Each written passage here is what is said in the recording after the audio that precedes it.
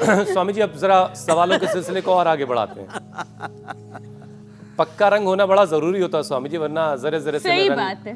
हाँ स्वामी जी देखिए, शरीर में विटामिन डी की जो कमी है उसकी एक बड़ी वजह सूरज की रोशनी से दूरी है। सूरज की रोशनी से लोग बचते हैं। पारंपरिक खान पान, दाल है, फलियां हैं, ये भी ठीक से इसको भी नहीं खाते।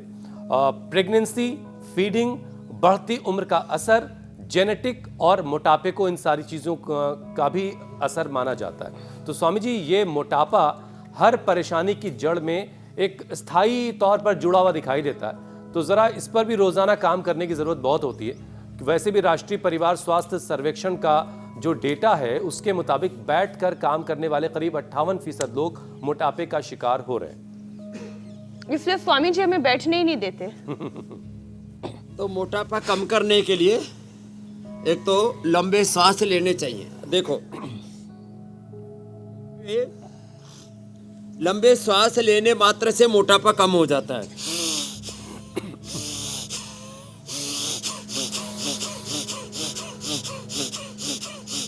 लंबे सांस लेने से मोटापा कम होगा।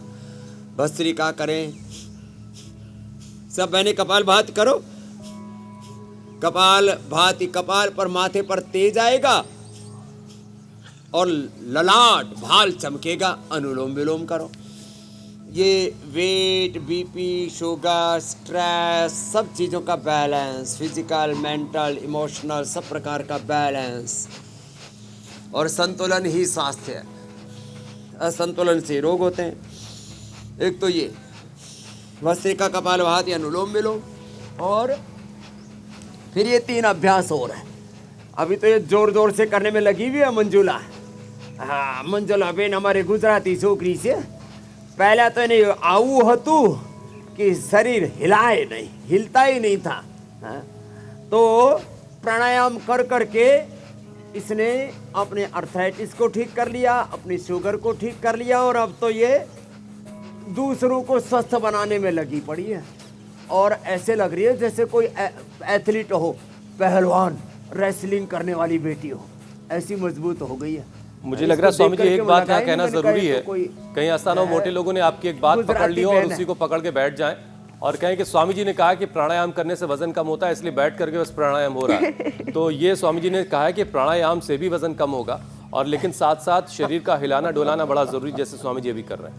हाँ, ये बहुत जरूरी है। अर्धलासन, पादवृत्तासन, द्विचक्रिकासन में दो हर वेट गो, और लौकी का प्रयोग, और जितना हो सके अनाज कम से कम खाएं, और थोड़े दिन के लिए मीठा, घी, तला हुआ और जंक फूड, फास्ट फूड, इनको तो थोड़े दिन तिलांजलि दे दें, इनसे थोड़े दिन नमस्ते कर लें, थोड़े दिन इनको खदेड़ दें, अपनी ज़िंदगी से इनको हटा दें, इनसे डिटैच हो जाएं, तो फिर जल्दी इफेक्ट आएगा। तो अर्धलासन, पादवृत्तासन, द्विचक्रिकासन पूरा करें। देखो ये तो इनपुट आउटपुट का खेल है। तो आपका जितना लाइसिस ज़्यादा स्ट्रॉन्ग होगा, उतना ही आपका जो एक्सेस फैट है, वेट है, जो भी अंदर बढ़ी हुई चर्बी है, वो घटती चली जाएगी। और लाइपोजेनेसिस आपका है रहा तो पानी भी घी की तरह लगेगा।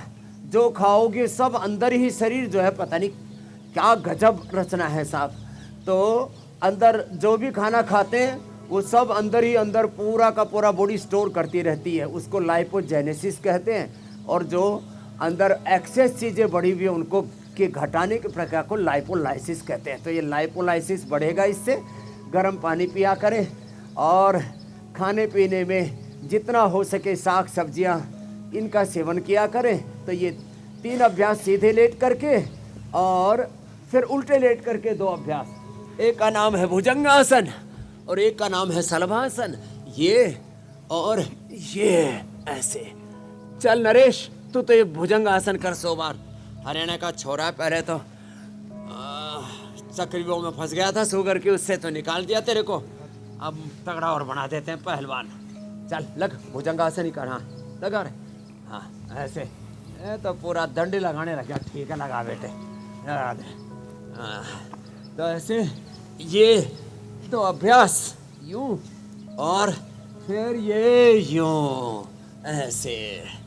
अब ये हमारी दोनों बहनें, एक तो आई है जर्मनी से, एक आई है यूके से, और दोनों योगिनी बन गई हैं। चलो तुम तो नीचे जाओ, ये जर्मनी वाली और यूके वाली बेटे इधर आओ। हाँ, ये दोनों बहनें हैं, इधर आओ। इनके पापा ने इनको बोला बेटा अब तुम योग में लग जाओ, तो ये योग में लग गई और दूसरों को भी योग सिखाती है। क्या क्या नाम है बेटा तुम्हारा? मोहिता और अंशिता। मोहिता और अंशिता के लिए जोरदार ताली बजाओ भाई। बैठो, ये योगिनी बेटियां हैं, लेकिन इनमें पता नहीं लग रहा इनमें छोटी कौन है बड़ी कौन है। चलो, तो ऐसे बच्चे आगे आ जाओ। अब ये दूसरों को योग सिखा रहे हैं। इनके पापा कोरोना में योग से ही बचे, तब से इनकी ज़्यादा श्रद्धा हो गई। और वैसे तुम 100 साल तक बूढ़ी नहीं होगी योग करोगे। नहीं तो ऐसा जवानी में पता नहीं लगता कि बुढ़ापा भी आता है, और बुढ़ापा आकर के जाता ही नहीं है, खुद अपने को ही लेके चला जाता है। तो इसलिए पहले से ही सावधान रहो।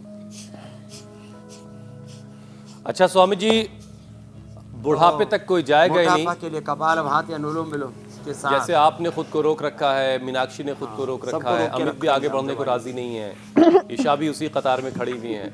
तो ऐसे बहुत सारे लोग स्वामी जी घर बैठे आपको देखते हैं और रोजाना सोचते हैं कि उनकी उम्र भी वहीं ठहर जाए। अब बाल ना सफ़ेद हों, चेहरे पे झुर्रियाँ ना पड़ें और शरीर में वही ताकत, वही शक्ति जो नौजवानी में होती है वही होनी चाहिए। लेकिन इसके लिए करना तो भाई काम तो करना पड़ेगा, मेहनत भी करनी पड़ेगी।